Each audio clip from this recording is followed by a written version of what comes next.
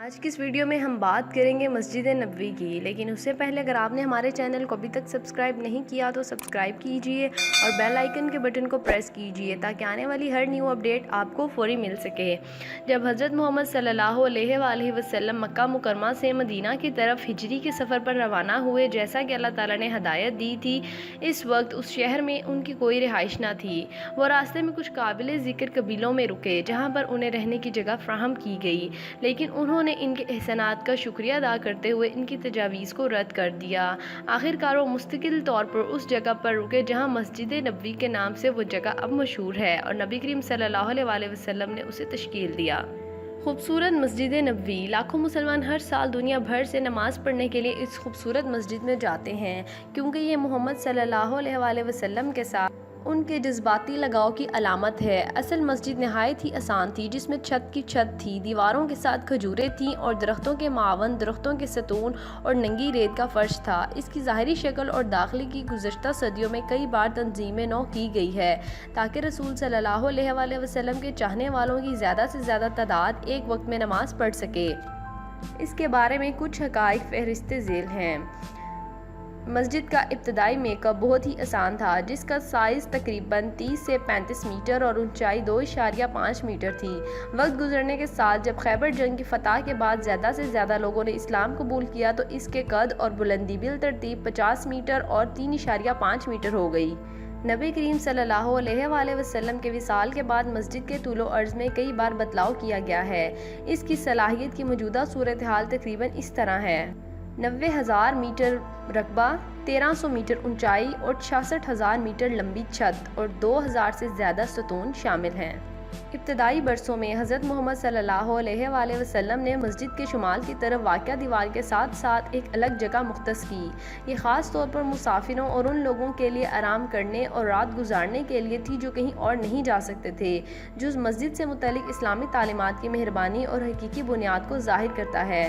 بدقسمتی سے آج ہماری مساجد نماز پڑھنے کے لیے صرف ایک جگہ بن گئی ہے، اور نماز کے وقت دروازے بند کر دیے جاتے ہیں اور نماز پڑھنے کے بعد یہ دروازے کھول دیے جاتے ہیں۔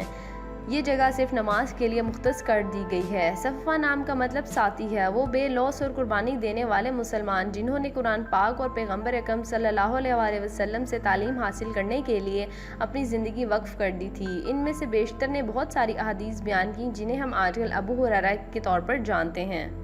یہ مسجد نہ صرف نماز پڑھنے کے لیے استعمال ہوتی تھی بلکہ سب کے لیے روشن خیالی اور تعلیم کے لیے ایک کلیدی جگہ تھی۔ صحابہ رضی اللہ تعالیٰ عنہ قرآن مجید پڑھنا اور قرآنی تعلیمات کو سمجھنے کے لیے یہاں پر آتے تھے اور آپس میں بحث و مباحثہ کرتے تھے۔ ان میں سے ہر ایک سب سے زیادہ سیکھنے میں ایک دوسرے کو پیچھے چھوڑنے کی کوشش کر رہا تھا۔ علم حاصل کرنے کے بعد وہ باہر جا کر دوسرے لوگوں کو اسلام کے بارے میں پڑھاتے تھے۔ اس سے ظاہر ہوتا ہے کہ مسجد نہ صرف نماز پڑھنے کی جگہ ہے بلکہ اللہ تعالیٰ کے دین کی تبلیغ کا ایک اہم ذریعہ ہے۔ حجرہ مقدس ایوان حضرت محمد صلی اللہ علیہ وآلہ وسلم کی آخری رہائش اور وقت کا وفات کا مقام ہے، جو مرکزی مسجد کے بالکل باہر واقع ہے اور اس کے سامنے سنہری خانہ ہے۔ یہ اصل میں اس وقت ان کی سب سے پیاری بیوی حضرت عائشہ رضی اللہ تعالیٰ عنہا کا گھر تھا۔ خانے کے اندر نبی اکرم صلی اللہ علیہ وآلہ وسلم اور ان کے بہترین ساتھی حضرت ابوبکر رضی اللہ تعالیٰ عنہ اور حضرت عمر سلامتی سے آرام کر رہے ہیں۔ جو بھی شخص مجھ سے ملنے آتا ہے اور اس مقصد کے لیے آتا ہے تو مجھ پر یہ واجب ہے کہ قیامت کے دن میں اس کی شفاعت کروں۔ یہ نبی کریم صلی اللہ علیہ وآلہ وسلم کا ارشاد مبارک ہے۔ اس کا ایک مشرقی رخ رسول اکرم صلی اللہ علیہ وآلہ وسلم کی سب سے چھوٹی بیٹی حضرت فاطمہ رضی اللہ تعالیٰ عنہا کا گھر ہے۔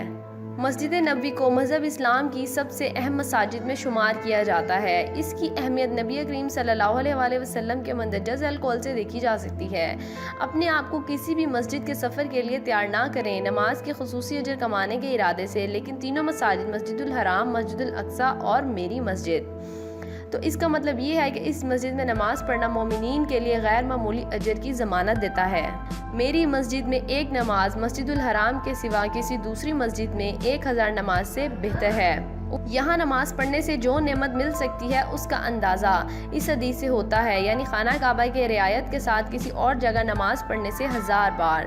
جس جگہ محمد صلی اللہ علیہ وآلہ وسلم اپنے مسلمان بھائیوں کو لیکچر دیتے تھے اس کی تاریخ اور اہمیت ہے۔ اس وقت خطیب کے لیے خصوصی جگہ کا کوئی تصور نہیں تھا، لہٰذا سب سے پہلے ممبر بنایا گیا تھا اور اسے مسجد میں ایک بہت اہم مقام ملا تھا۔ مسجد نبوی کا ایک اور عظیم حصہ جس کی لمبائی 22 میٹر اور چوڑائی 15 میٹر ہے، اس کا کچھ حصہ محمد صلی اللہ علیہ وسلم کے حرا کے اندر واقع ہے۔ ابو ہریرہ بیان کرتے ہیں کہ حضور نبی صلی اللہ علیہ وسلم نے فرمایا، میرے گھر اور میرے ممبر کے درمیان جنت کے باغات میں سے ایک باغ بچھایا گیا ہے اور میرا ممبر میرے چشمے پر ہے۔ ریاض الجنہ کی اعلیٰ اہمیت حدیث سے ظاہر ہوتی ہے کہ اس کو جنت میں ملتے جلتے باغات میں سے ایک باغ کہا گیا ہے۔ اس کا مطلب یہ ہے کہ اس جگہ کا رخ کرنا اور اس میں صلاۃ پیش کرنا بالکل ایسے ہی ہے جیسے کسی کو جنت میں ہے۔